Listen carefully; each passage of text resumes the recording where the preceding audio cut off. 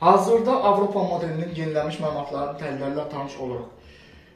Dekabr ayının kanalda əvvəlcədən bildirdiyimiz kimi dekabr ayının 25 və 26-sında Qafqazın cənubu Azərbaycan arasında hava şəraitində dəyişiklik gözlənilir.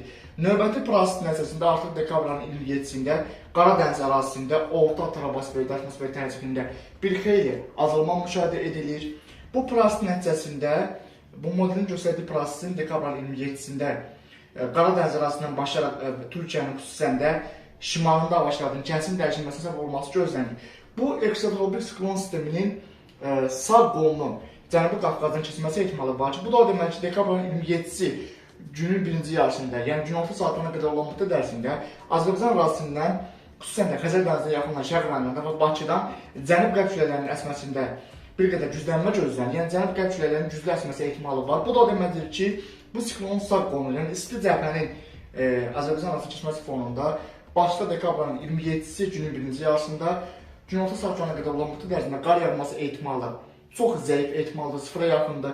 Lakin artıq dekabr ayının 27-si artıq günün ikinci yarısından başlayaraq bu sistemin tədricən artıq şiddətlənməsi, dekabr ayının 28-ci sıfır prosesin daha da güclənməsi nəticəsində artıq Qaradənizin şimalından daxil olan sistemin artıq Türkiyənin mərkəzindən və Aralıq dənizinin şərqindən keçərək daha da güclənməsi nəticəsində artıq bu Aralıq dənizindən daşınan rütubətli hava axınlarından və şimaldan daxil olması gözlənilən soyuq havanın Qafqazın cənubu Azərbaycan arasında bir-birinin toqquşması fonunda artıq dekabr ayının 28-də Qafqaz regionunda hava şəraitinin yenidən kəskin dəyişilməsi ehtimalı var.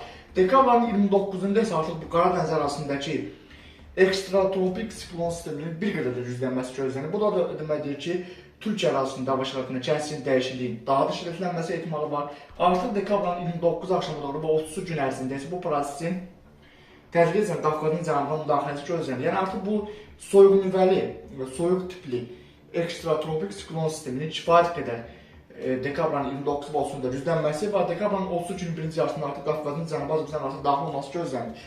Yəni dekabr ayının 27-si, 28-si və 29-da Bakıda intensiv və güclü qar yağması ehtimalı yoxdur. Arabir yağış yağması ehtimalı var. Şimal və cənub küləklərinin bu siklonun təsiri nəticəsində tez-tez bir-birlərini əvəz etməsi, xüsusən dekabr ayının 25-də şimal küləklərinin güclənməsi ehtimalı var. Dekabr ayının 27-sində cənub küləklərinin güclənməsi ehtimalı var, çünki siklonun sağ qolu Qafqaz regionundan keçəcək. Artıq dekabr ayının 28 və 29-da yenidən cənub-qərb və şimal-qərb küləklərinin tez-tez bir-birlərini əvəz etməsi gözlənir.